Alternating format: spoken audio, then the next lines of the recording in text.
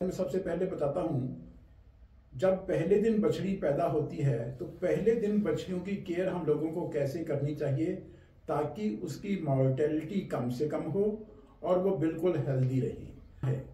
जो सबसे पहला बौला होता है उसके भीतर एंटीबॉडीज बहुत ज़्यादा होते हैं। एंटीबॉडीज ऐसे सब्सटेंसेस हैं जो पशु को बीमारियों से लड़ने की क्षमता को बनाते हैं। साथियों नमस्कार। आज हम आपके लिए नया टॉपिक लेकर आए हैं जो कि आज पशुओं का ब्यात आया हुआ है, पशु ब्याने लग रहे हैं, तो उसका जो बच्चा होता है, बच्ची होती है, उसकी हम कैसे केयर करेंगे। तो डॉक्टर साहब से हम पूरी जानकारी लेते हैं। तो डॉक्टर साहब नमस्कार। नमस्कार। तो डॉक्टर साहब इसके बारे में बताइए।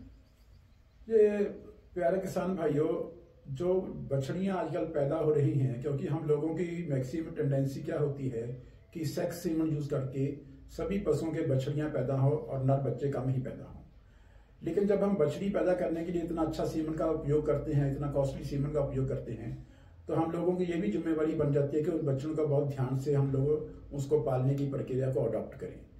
तो इसके बारे में सबसे पहले बताता हूँ, जब पहले दिन बछड़ी पैदा होती है तो पहले दिन बछड़ियों की केयर हम लोगों को कैसे करनी चाहिए ताकि उसकी मॉर्टेलिटी कम से कम हो और वो बिल्कुल हेल्दी रहे।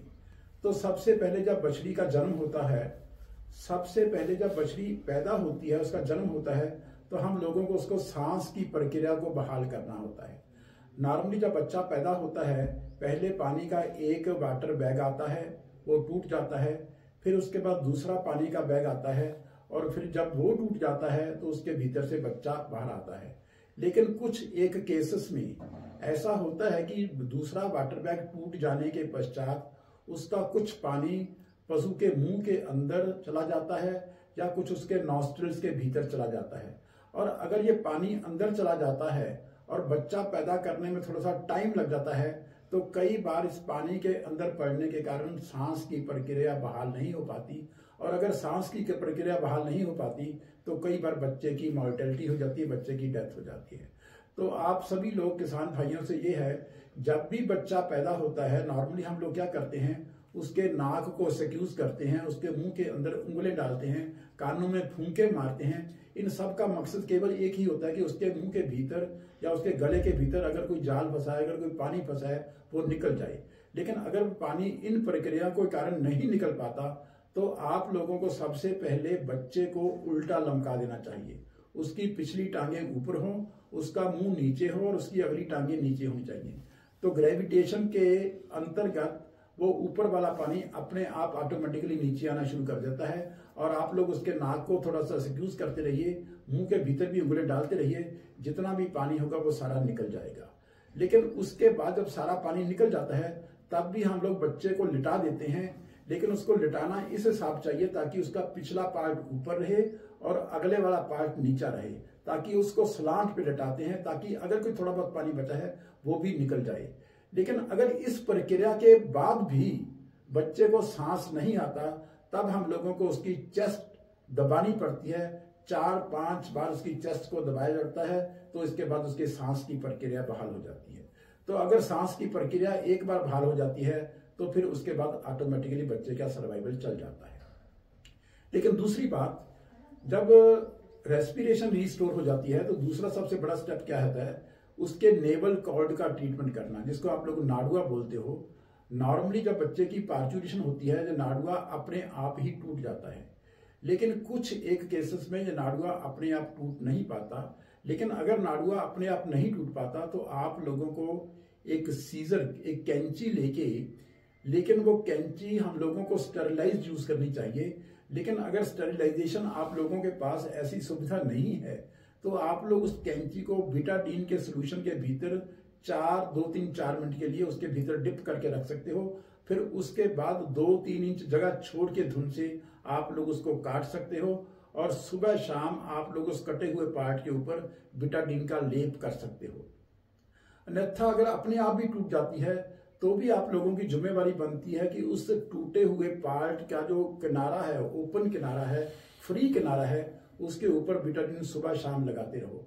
अगर आप लोग सुबह शाम उसके ऊपर बीटाडीन नहीं लगाओगे तो फिर कई बार क्या क्या चीजों की कॉम्प्लिकेशंस आने की संभावनाएं बन जाती हैं। सबसे बड़ी बात यह है कि जब हम बछड़ियों को बांधते हैं या कटड़ियों को बांधते हैं, हम लोग उनको कच्ची जगह पे ही बांधा जाता है, तो उसका जो नाड़ुओं का फ्री एंड होता है वो जमीन की मिट्टी के साथ टच में होता है, और जमीन की मिट्टी में कई बार ये टेटनस के स्पोर्स पाए जाते हैं। अगर उस मिट्टी में टेटनस के स्पोर्स होंगे तो उन बछड़ियों को टेटनस होने की संभावनाएं बढ़ जाती हैं, और अगर एक बार बछड़ी को टेटनस हो जाती है तो फिर उसका सर्वाइवल हम लोगों के लिए काफी मुश्किल हो जाता है, बहुत मुश्किल से हम लोग उसको बचा पाते हैं। तो एक तो आपके पशु बेटाडीन टच करने के कारण टेटनस के अटैक से बचे रहेंगे, और दूसरी बात, कई बार इन इन्फेक्शन की वजह से उनका नेवल एब्सेस बन जाता है, नेवल में फोड़ा बन जाता है, और फोड़े के अंदर रेशा बन जाता है, और जिसके कारण पशु को काफी तकलीफ भी होती है, टेम्परेचर भी आता है। लेकिन उसको पकते पकते मैच्योर होते होते 10 से 15 दिन लग जाते हैं, तो उसमें पशु का खाना पीना भी कम हो जाता है, और उसका जो बॉडी वेट गेन है जिसको हम चाहते हैं वो निरंतर हो, वो ऐसा नहीं हो पाता। तो इसलिए इस नेवल एब्सेस की समस्या से बचने के लिए भी आप लोगों को बेटाडीन का टच सुबह शाम तब तक करते रहना चाहिए जब तक नाड़ुआ उसका बिल्कुल सूख नहीं जाता। और तीसरी बात, कई बार नेवल एब्सेस बनने के कारण इस नेवल एब्सेस से जो बैक्टीरिया का फ्लो है थ्रू ब्लड सर्कुलेशन जॉइंट्स में जाके सेटल हो जाता है, जिसमें जॉइंट्स की सूजन आने लगती है, जिसको हम लोग जॉइंट इल बोलते हैं। अगर आप लोगों ने इस बेटाडीन का टच नहीं दिया तो नेवल एब्सेस बनने का डर भी बना रहता है, और कई बार ये जॉइंट इल की समस्या भी आती है, जिसमें ये बच्चों को कई बार डेथ का सामना भी करना पड़ता है, नहीं तो उनकी जो बॉडी ग्रोथ है वो स्टंटेड हो जाती है, कम हो जाती है। और तीसरी एक और समस्या जो at the time of parturition आती है, कई गायें अपने बच्चों को चाटती नहीं हैं। ये एक नेचुरल प्रिविलेज है कि उनकी जो गायें माएँ हैं वो बच्चों को चाट के उसकी चमड़ी को सुखा देती हैं, लेकिन कई बार गायें ऐसा नहीं करती, उनकी अटैचमेंट अपने बच्चों के साथ अलग सी होती हैं, या कई बार गायें कुछ पार्चुरेशन के वक्त एग्जॉस्ट हो जाती हैं, बच्चे को पहचान नहीं पाती तो उसको चाटती नहीं है। लेकिन सर्दियों के दिनों में अगर हम लोगों ने उस बछड़ी के शरीर को सुखाया नहीं तो उसमें नमोनिया होने की संभावनाएं बन जाती हैं। अगर उसकी माँ उस बच्चे को नहीं चाटती तो आप लोगों को कोई सूखा कपड़ा लेके, कोई सूखी बोरी लेके साफ से कपड़े के उसके शरीर को अच्छे से पोंछ के सुखा देना चाहिए, और जिसमें आप लोगों को जो बछड़ियां हैं वो निमोनिया के अटैक से बची रहेंगी। और चौथी जो सबसे बड़ी समस्या है वो है पशु को बौला पिलाने की।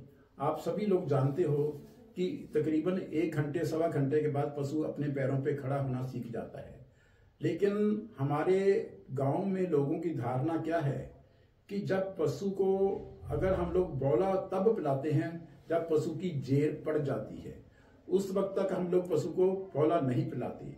लेकिन ये हम लोगों की एक धारणा गलत है कि बौला पिलाने के कारण अगर हम बौला निकाल लेंगे तो उसमें जेर रुक जाती है। ऐसा बिल्कुल नहीं होता। जेर का बौले के साथ कोई ज्यादा अच्छा कोई ताल्लुकात नहीं है, उसमें ये जेर पड़ने की कोई ऐसी संभावनाएं नहीं बनती। तो लेकिन जो बौला आप लोगों ने पिलाना है, जो सबसे पहला बौला होता है उसके भीतर एंटीबॉडीज बहुत ज्यादा होते हैं। एंटीबॉडीज ऐसे सब्सटेंसेस हैं जो पशु को बीमारियों से लड़ने की क्षमता को बनाते हैं। इस बौले के भीतर ये एंटीबॉडीज की मात्रा बहुत ज्यादा होती है। ये कच्चा दूध, बौला जो पहला दूध हाँ पहला दूध, क्योंकि हमारे वो बोलते हैं खीस बोलते हैं, हाँ खीस बोल देते हो या कोलेस्ट्रम बोलते हो, पहला दूध बोल देते हो। हाँ। पहला दूध में एंटीबॉडीज बहुत ज्यादा होते हैं और ये बीमारियों से लड़ने की क्षमता बच्चे की बहुत बढ़ाते हैं, और बीमारियों के लड़ने की क्षमता जब उनकी बढ़ जाती है तो उनको बीमारियां बहुत कम लगती हैं। लेकिन जब हम लोगों ने बौला पिलाना है, इसमें 2 सावधानियां बरतनी हैं। बौले की जो क्वांटिटी है, इसको कितना मिकदार पिलानी है, ये 10% of body weight in 24 hours. यानी कि अगर एक बछड़ी की बॉडी वेट 40 kg है तो उसका 4 kg एक दिन में पिलाना चाहिए, 2 किलो सुबह और 2 किलो शाम को।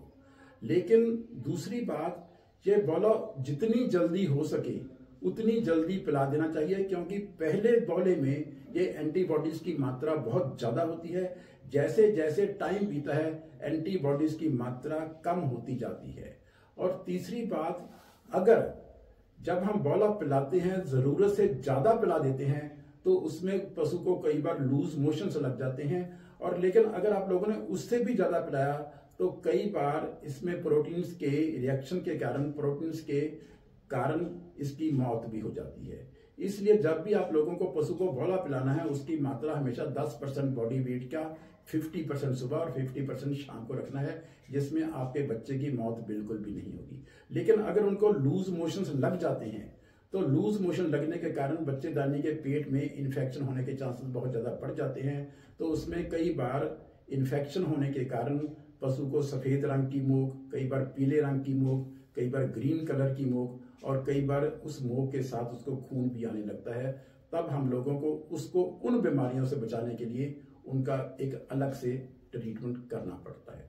और अगर भाई साहब आप लोग सभी लोग बचपन के समय इन 4 चीजों का ख्याल भी अच्छे से रख लोगे, पहली बात उसके रेस्पिरेशन को रिस्टोर करना है, नेवल कॉर्ड का ट्रीटमेंट करना है, उसके पिंडे को बिल्कुल सुखाना है और कोलेस्ट्रॉल को जल्दी से जल्दी पिलाना है, तो काफी हद तक आप लोगों की जो समस्या है मॉर्टेलिटी से जूझने की, वो बिल्कुल आपकी बच्चियां बिल्कुल सुरक्षित रहेंगी, बिल्कुल सेफ रहेंगी। और इनके मॉर्टेलिटी का सबसे बड़ा कारण ही हम लोग इसको ही माना जाता है।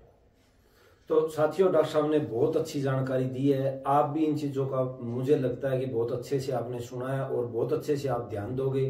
तो आगे भी आपको कोई और नई चीजें की जानकारी लेनी हो तो आप हमें कमेंट में जरूर बताएं। तो आप हमारा चैनल लाइक व सब्सक्राइब जरूर करें। तो साथियों, नमस्कार, धन्यवाद, सत श्री अकाल।